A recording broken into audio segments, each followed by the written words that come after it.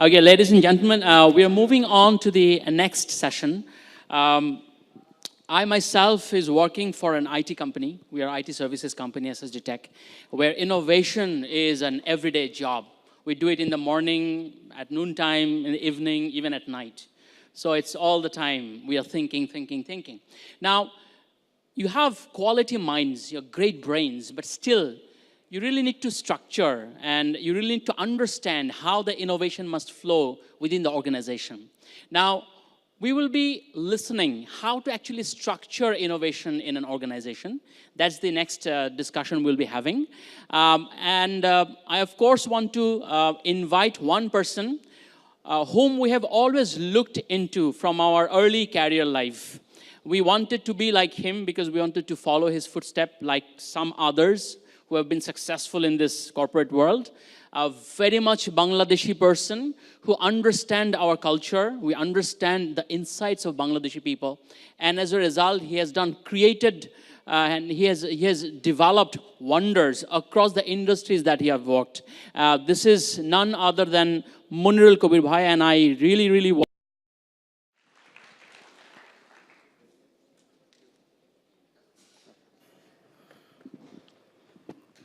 Thanks for such an elaborate introduction. I also have an introductory slide, so before we dive into our presentation, just wanted to say I co-founded an innovation consultancy in Dubai a couple of years back with ex-Microsoft and an ex-Googler.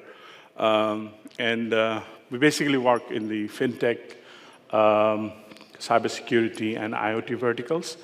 I've mostly worked in Bangladesh. Out of my 19 years, I've spent 15 years in Bangladesh, and the last 4 I've been moving around North Africa, Far East, and the Middle East. I have been an entrepreneur since I was in business school, and have failed miserably. I've failed more times than I've succeeded. I have 7 failed ventures and around 4 successful so far. Everybody talks about, corporates, large organization, not having enough innovation going around them. Everybody is so excited about startups or small companies that have a startup attitude, and they're innovating continuously. Well, that school of thought is backed up by a lot of evidence, a lot of facts, where small, tiny organizations have innovated, have brought in disruptive idea, and turned upside down industries for stable, large companies, large corporates. So this question has come many times across the corporates, across academia, and overall business thinking across the world, that can large corporates really innovate? I'll take you through some facts, like we all know about Kodak, right? We have sort of grown up with Kodak cameras, Kodak films. Kodak, established in 1880. At its peak, it had more than 150K employees. And in 2012, it filed for bankruptcy. This, everybody knows. But in the same year, a company that works with photographs, filters, and similar domain sold themselves to Facebook for more than $1 billion. And that company had only 15 employees back then. Instagram. We are sitting in a Starwood hotel. Starwood and Marriott merged earlier last year. Together, they now hold a valuation of almost $20 billion, roughly. Interestingly, they also have 1.1 million rooms in around 110 countries. This is figure from end of 2016. And Airbnb, I'm sure you have heard about Airbnb, right? This room house sharing app. Airbnb, in the same time, end of 2016, was valued at 30 billion. They have just raised their fourth round, and they have more than 2 million rooms across 191 countries. So small ones, tiny ones are innovating, disrupting markets for the large ones. So what are the large ones doing? Are the large ones failing all over? After all, this event is done by Microsoft. So Microsoft also are innovating. So in my presentation today, I'll try to explore why is it said that large corporates can't innovate, and what can be done to sort of embed innovation in large corporate processes.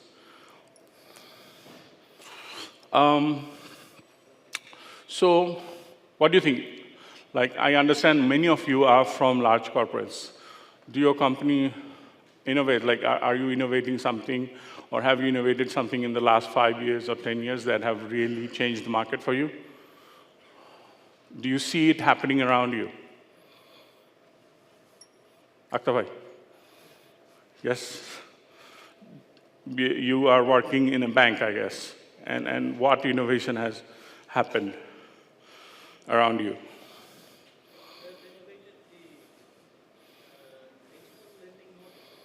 Digital lending. Okay, and what do you think, like, in your organization as a large corporate, I understand, what has driven that? To reach out to? To reach out to the places where brick and mortar is so expensive that we cannot take it there.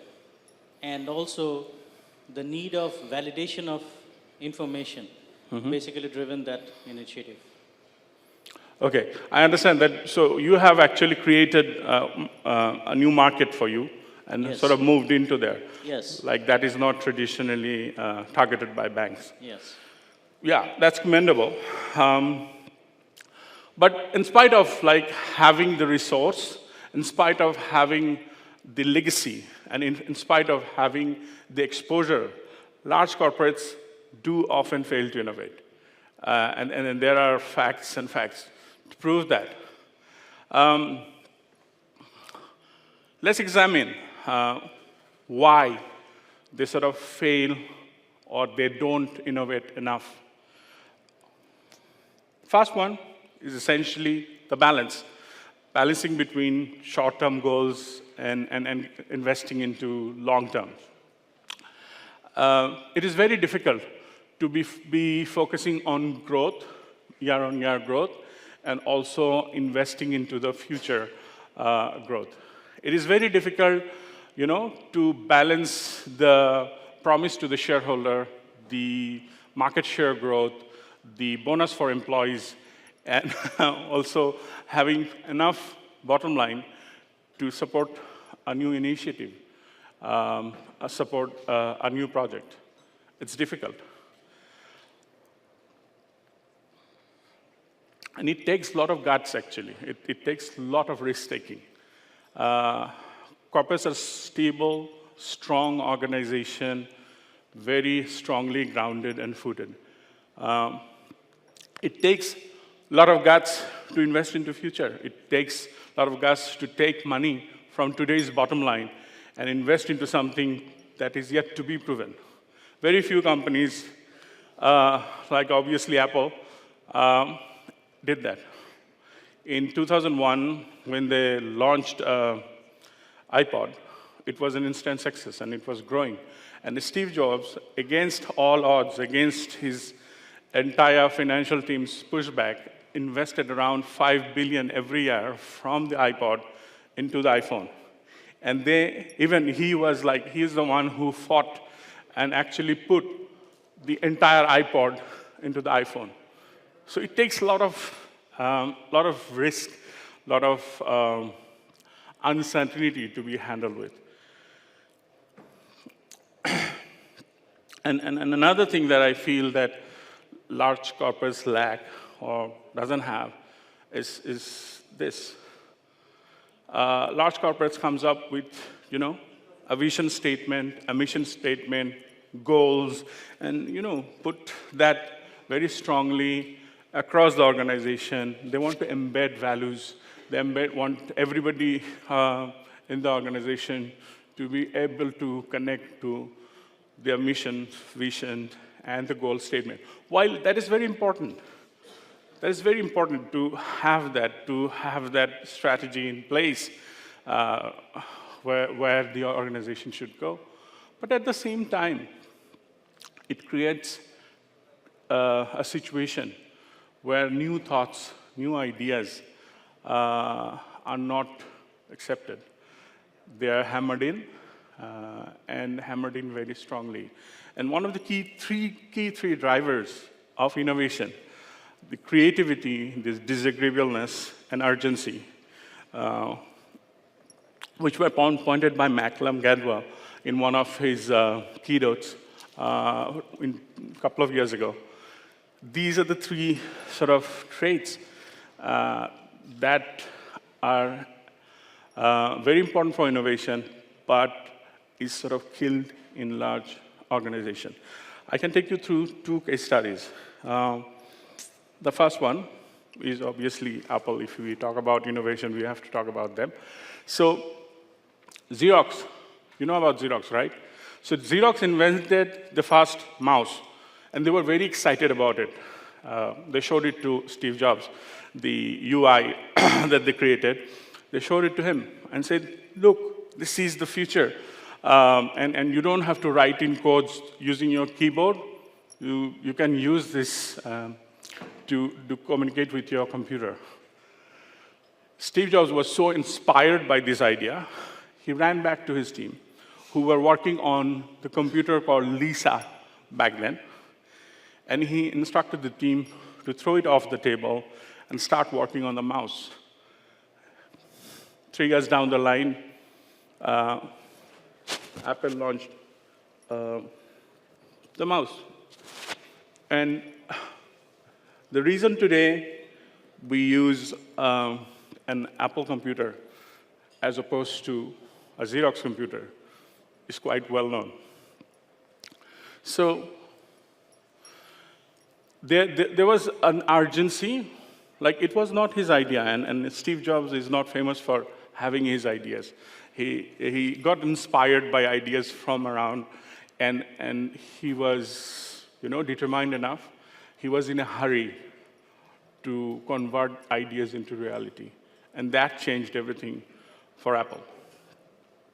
So this is something that needs to be there in the organization, and very often I have worked in large corporates. I've seen how teams and functions take their own sweet time to take an idea from an idea board and implement it into the business in a way that would create value for them.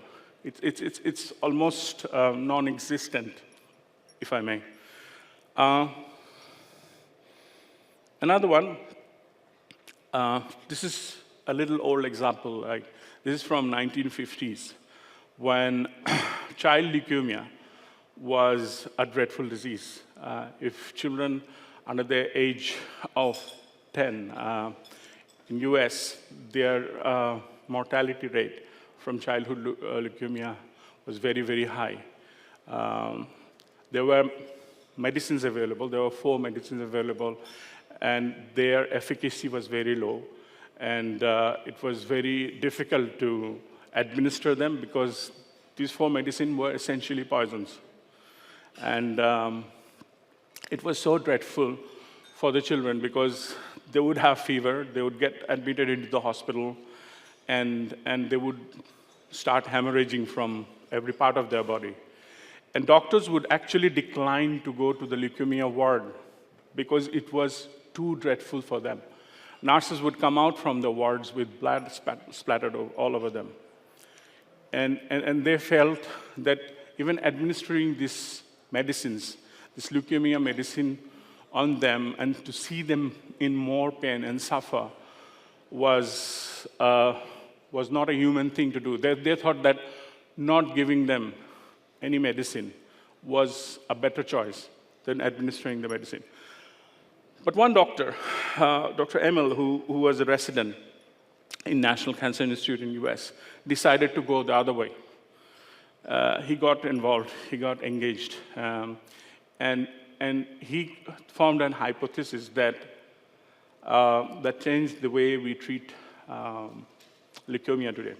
So he said that his hypothesis was that he would put all 4 of these medicines together and, put the entire cocktail as the leukemia drug to the affected children. And back then, everybody tried to stop him, his colleagues, his own institute, and also the hospital. And the media took on him. He was shown as a devil person.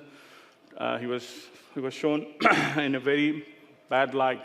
But 5 years down the line, in 1956, he wrote his paper, and he proved that out of the cases he has treated, he has cured more than 96% of the patient, of the child suffering from leukemia. And that changed basically how leukemia is treated today. So it required a certain level of aggression, certain level of focus, dedication, and disagreeableness. Like, you don't listen to people, you don't listen to media, you don't listen to what's happening around you. You focus on your idea, on your innovation, and you drive that.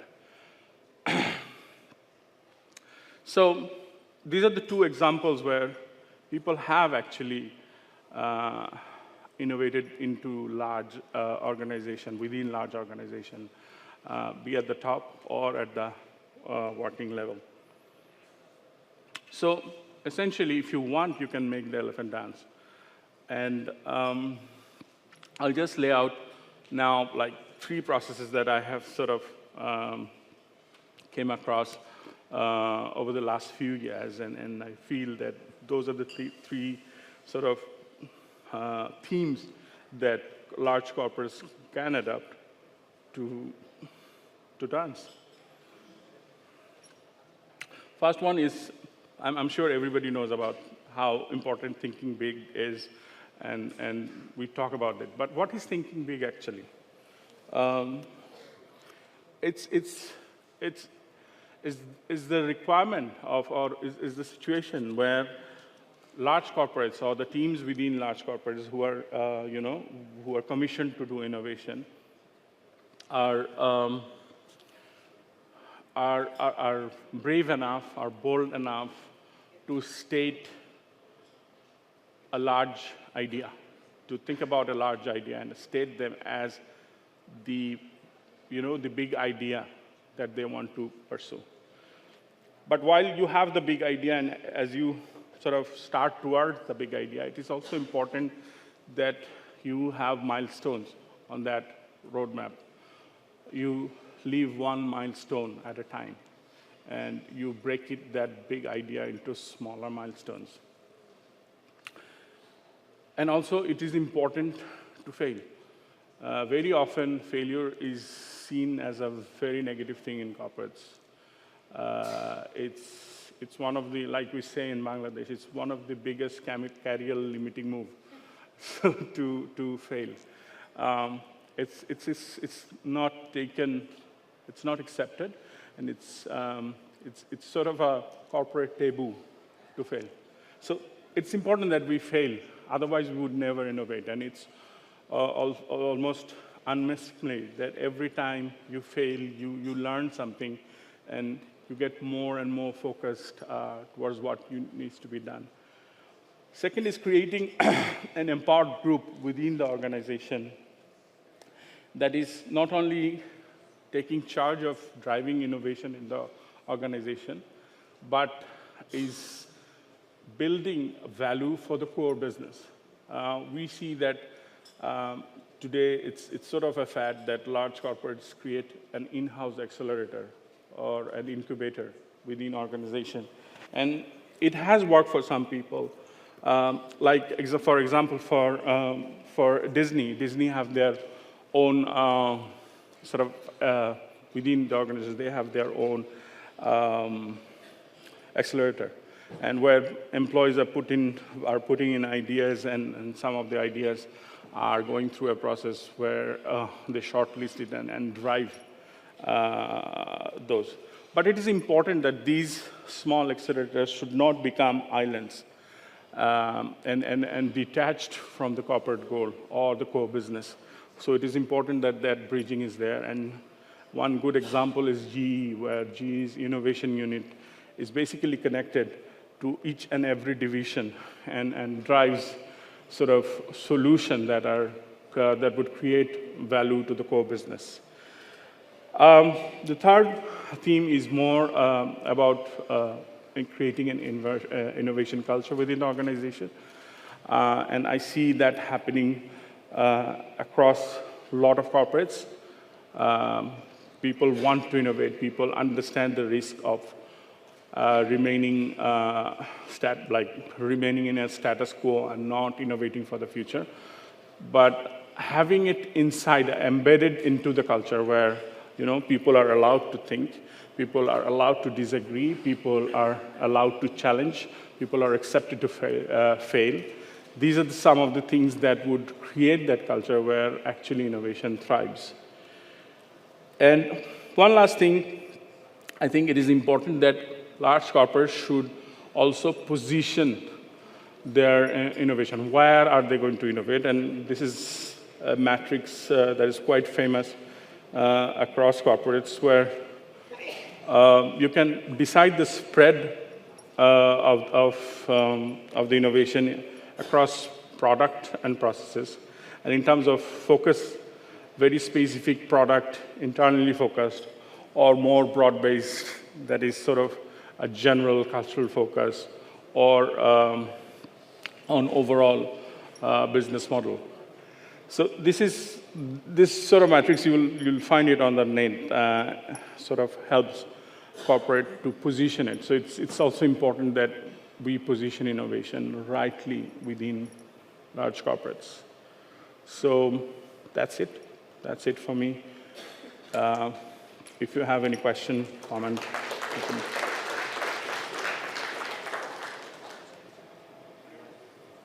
Yes, yes. Thank you for the wonderful presentation. The question that I just wanted to share a bit, just in a minute, that large corporates or established bodies, why they don't innovate. I think it's the dilemma between experience and dream. Experienced people, normally they don't want to dream. It's my understanding that when you are experienced, when you have established a large corporate, you probably use your experience to increase efficacy. On the other hand, inexperienced, younger lots, or a different kind of people, they dream. For innovation, dream is very important. So in Kodak, nobody probably thought that the physical thing will be non-existent. So that's the whole thing that you said, that in failing and suggesting new things to large corporates, sometimes often considered as a career limiting move. I can't experience, though I have a very little corporate career, but I think as long as experienced people would not dream, they probably won't be able to innovate. So in large corporates, experience, dream, they has to coexist. And to do that, I think big corporates, they need to encourage reverse mentorship. In boardroom, they should have interns, they should have this whole reverse mentorship culture. They should not only think that gray hair people should be directing, and the young lot who spills coffee on is just out fresh from universities, they should be taken more seriously. So if there is a marriage between experience and dreamers, I think large corporates will also be able to innovate. Yeah. Thank you. Thank you, Sulaiman. Thank you so much. Yeah. This was a nice presentation, Manju bhai, especially the graphics and all these things. I learned a lot. My question is, in terms of changing mindset, yeah, big organizations, even in Bangladesh, they have, maybe they have tested all the wins. So they have a typical mindset from, as Shukun bhai was referring, from the boardroom maybe towards the bottom. So what I feel, that changing a mindset is very important. But to make the elephant dance, maybe an organization of 1,500 people, how we can make the paradigm shift of the people towards that things needs to be done in a different way, things need to be thought in a different way. So from a people side, how the change should start or should have been done. All right. I think large corporates or like any established company for that matter understand that they need to change. They understand that whatever success that they have achieved and how they have achieved it is not going to take them into the future success or future achievement. It's not going to ensure that. And from that understanding, and if they are aware of what's happening around the industry, in the industry, I think that would create a dissonance that would start from probably at the top of the organization, who would want to change, who would want the organization to take charge of the future business, not only of the current growth.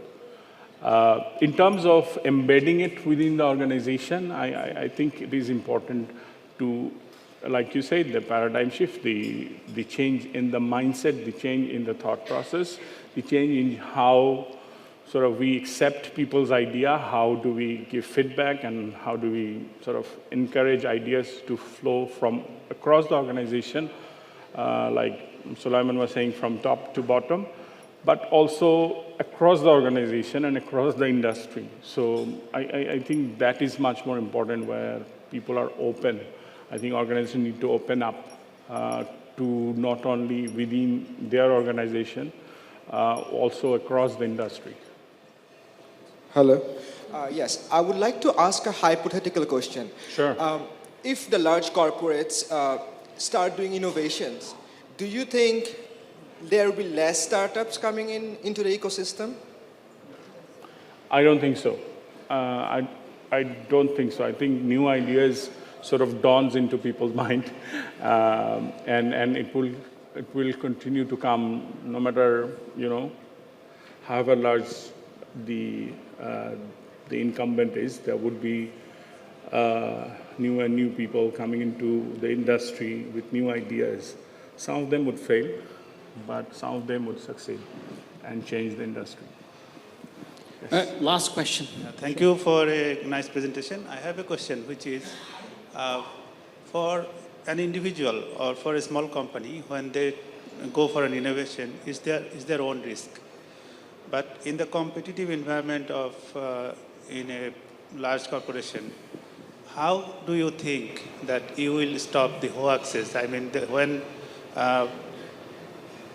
more and more innovative ideas are going wrong, what do you think will be the mechanism to stop it? I think ideas fail, and ideas have to fail. Not every idea would succeed. But I think it's the ability to accept failure, and it's the ability to learn quickly from that failure and sort of go back to innovating again. That makes the difference. Some people some corporates handles failure in a different way, and some take it as a learning opportunity. And some people see it as a cost. Some people see it as a value. So it's sort of the attitudinal difference that makes all the difference. And almost all large successful companies have innovated, and in more time they have failed. And it's just their ability to take that failure, take learning from that, and moving on with their thought, with their goal, and with their idea. That has made the difference. Thank you.